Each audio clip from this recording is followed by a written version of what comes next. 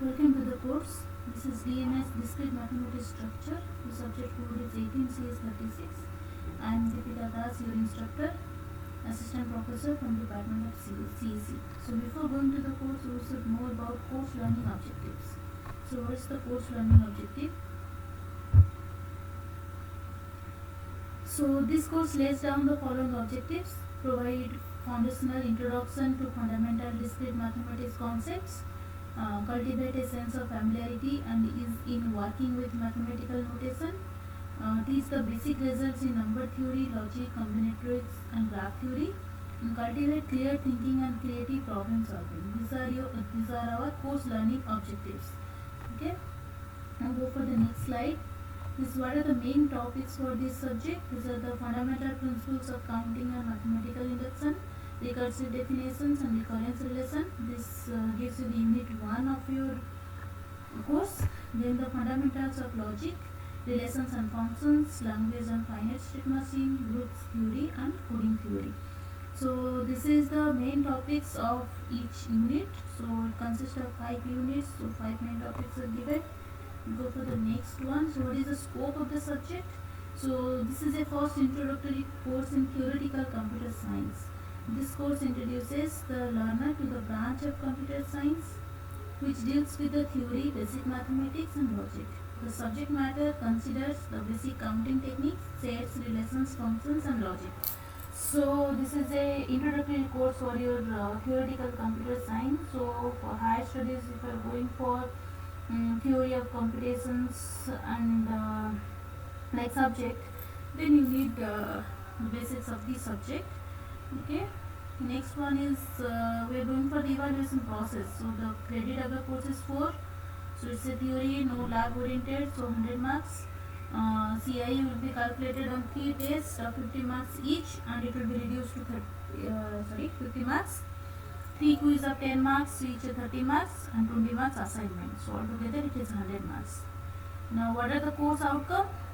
So after learning this course, you should be able to understand and explore the fundamental concepts of discrete mathematical structure, apply the concepts of discrete mathematical structure for effective computation and relating problems in computer science domain, analyze the concept of discrete mathematics to various fields of computer science, design solutions for complex problems using different concepts of discrete mathematical structure as a logical predictable system. So we are going to discuss about integer multiplication and division. Okay, what is actually multiplication? It is basically complex. Work out partial product for each digit you need to do. Take care with place value and partial products. That means you have to know how to multiply to decimal numbers. You have to multiply each digit of the multiplicand with a multiplier. Then you have to take care of the value where it should be. Like means one shift you need to do for each integer multiplication. Then you have to add the partial products. Okay. Now we'll just take an example of unsigned numbers. That is multiplicand is your 11 and multiplier is your 13. 11 in the binary is 1011 and 13 is 1101. Now see here how you multiply. You have to multiply 1 with 1, similarly 1 with this 1 and 1 with 0, 1 with 1. Then you have to write down the answer here. 10 with 0. Now while you multiply 0, you have to do one shift. That's what we told you about the column place. That means one column you have to shift left to find out the partial product. Then you have to add these partial products to get the result. The product is 143, which is decimal binary value is 10041. Now you need a double length result because this is 4 bit means your result you will get as 8 bit. See, this is the multiplication of positive numbers. This is the basic manual multiplication algorithm. Now this is the bit of incoming partial products and array implementation. Okay, this is not required, so we will not go through that. Now we will go to the flowchart for unsigned binary multiplication in the sequential circuit. Now here we will discuss about the multiplication in a sequential circuit. The book what is given, it is just given how to do the multiplication, but this flowchart is not there, so we'll go through the flowchart to explain the concept. Now you have to start it here. Okay, now what is C and A? C is the carry, A is the accumulator of the register which is set to 0, M is a register which will have it will have multiplicand, q is the register, it will have multiplier, then count n. That means n means how many bits are there. You want to multiply, suppose 4th bit of multiplicand and 4th bit of multiplier, you need 4 cycles. That's what count n here.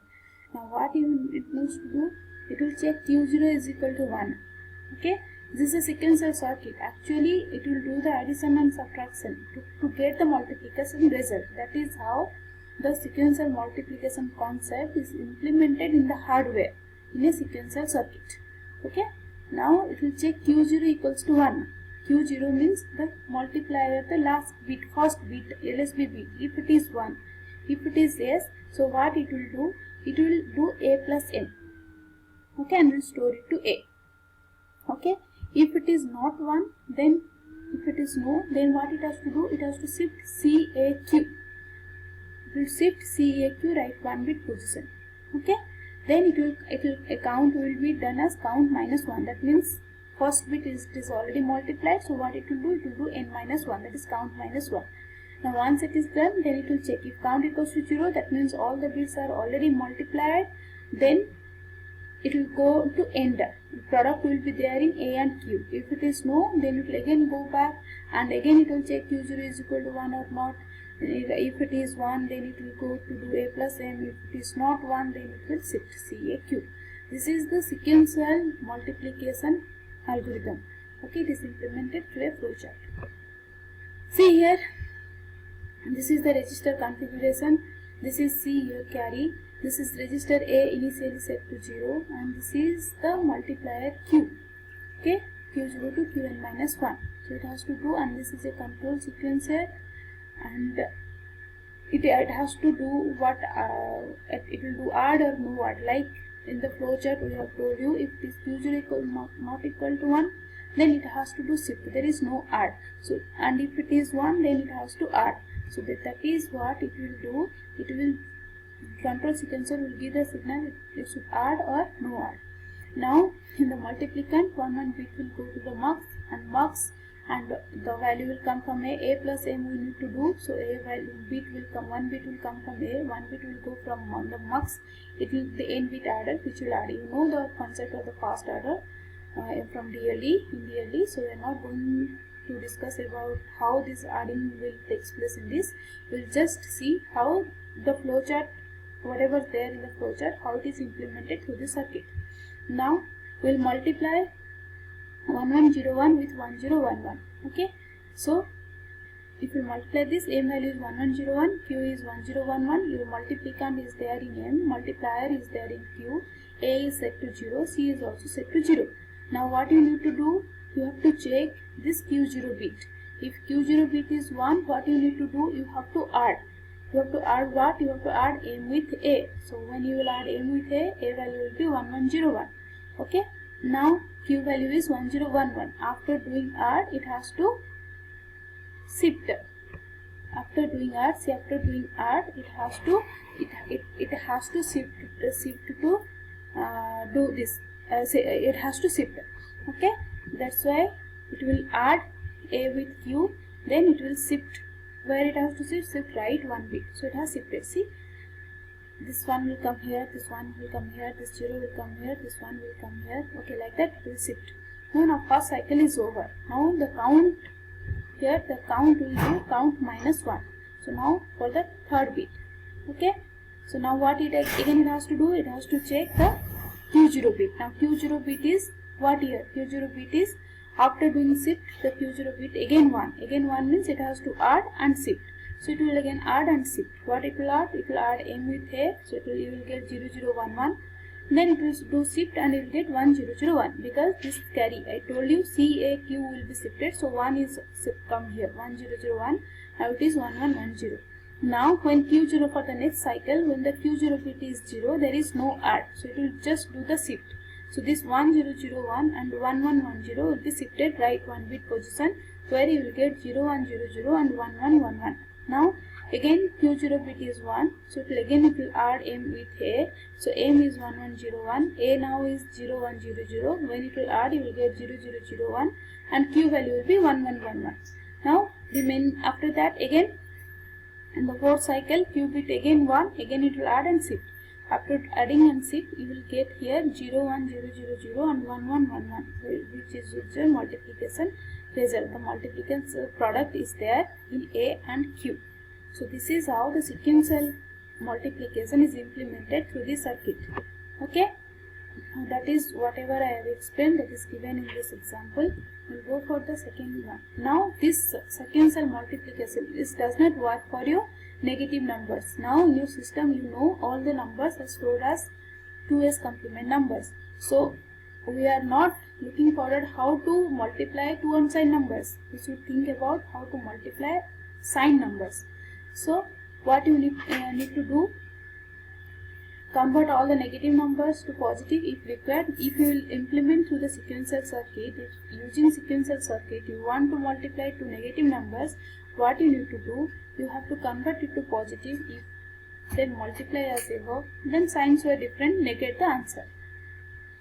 Okay, so all the three steps you have to do if you are using the sequential circuit. Now there is another algorithm by which you can multiply two signed numbers. That is your Booth's algorithm. Okay, so we'll go through the flowchart of your Booth's algorithm. It will start here, then same as your previous sequential circuit. A is the register which is set to 0. M is the register which is having multiplicand. Q will have multiplier. Count is N. Now here we will take in the Booth's algorithm, we will consider one extra bit, that is Q minus 1 bit. That is generally set to, explicitly it will be set to 0. Now what the algorithm says, it says before doing the multiplication you need to check Q minus 1 with Q0. That means your Q minus 1 bit and Q0 bit. If it is Q minus 1 is your 1 and Q0 bit is 0, that means the combination is 0 1. Then what you need to do, you just add the multiplicand with your register A. Okay, after adding that you have to do the arithmetic right shift of what? Of A, Q and Q minus 1. Then you do count equals to count minus 1. So if these two bits are 0 and 1, if it is 1 and 0, then you have to subtract M from A, then do the arithmetic right shift of A, Q and Q minus 1. Then we make count as is equal to count minus 1. Now go for the next cycle. Next cycle means if count equals to 0, that is the end, the product will be available in your A and Q. If count is not equal to 0, then again it will continue this cycle of checking Q0 with Q minus 1 if it is 1 0 or 0 1. Okay, so this is the algorithm. We will see this algorithm by an example. So it is given 3 into 7. So first step, the columns and initial values will be what? A will have, so it's given is you have to do the multiplication using 5 bits. So you have to continue all these steps in the loop for 5 cycles, because you want to multiply both the numbers using 5 bits. Okay, so A is having 0 0 0 0 0, that's 5 zeros. Q is 0 0 0 1 1, as Q is the multiplier which is 3. Multiplicand is 7 which is 0 0 1 1, and this is Q minus 1. I told you explicitly we have to set it to 0. Now we need to check what is Q0 and Q minus 1. Okay, Q0, Q minus 1 is your 1 0. 1 0 means what you need to do, if it is 1 0, you have to subtract M from A. Okay, you have to subtract M from A. So to subtract, you know the subtraction rule. To subtract M from A, you have to take the 2s complement of M and add it to A. That is the subtraction rule, and it will remain same for this one also. So M, you have to take the 2s complement of M and add it to A. So M value is 0 0 1 1. So what is this 2s complement? 2s complement will be 1 1 0 0 1. Now you add it to A. Okay, you will get value, then Q value you know 0 0 1 1, then Q minus 1 is 0. Now what you need to do after subtraction, you have to do the right shift. So you do the right shift here. While doing the right shift, this one will come here, and the same one. See this bit of A. After doing that shift, this bit will be what? It will be 1 or 0. It will be 1 because it is the sign bit. So the sign bit will be extended here, so it should be 1. If this bit is 0, after shifting, if this bit is 0, then the MSB of A will be 0. Okay, now do the shift. So first cycle will be over here, then we'll go for the second cycle. In the second cycle, we will get Q as Q minus 1 is 1, 1. So that is not 1, 0, that is not 0, 1. So what you need to do, you no need to do the add or subtraction, only you have to do the shift. Okay, second cycle there will be only shift as it is Q0 and Q minus with a 1, 1, we only shift. So it will do the shift. Then again what it has to do, again it has to check here after the second cycle, the third cycle, what it will do, again it is 1, 0. After doing the shift, it will get Q0 as 1, Q minus 1 as 0. 1, 0 means what? 1, 0 means it again you have to subtract. So it will subtract and do the shift. Okay, like that it will continue till 5 cycles. Okay, after the 5th cycle, whatever value will be there in your A and Q, that will be your, repeat 5 times, once whatever value is there in your A and Q, that will be your product value. So 5th cycle, the value is 550101001. That is the, which is 10101 is a 21. So 7 into 3 is 21. So we are getting the correct result. This is how the Booth's algorithm works. Next class, we will talk about the bit pair recoding algorithm. Okay, thank you.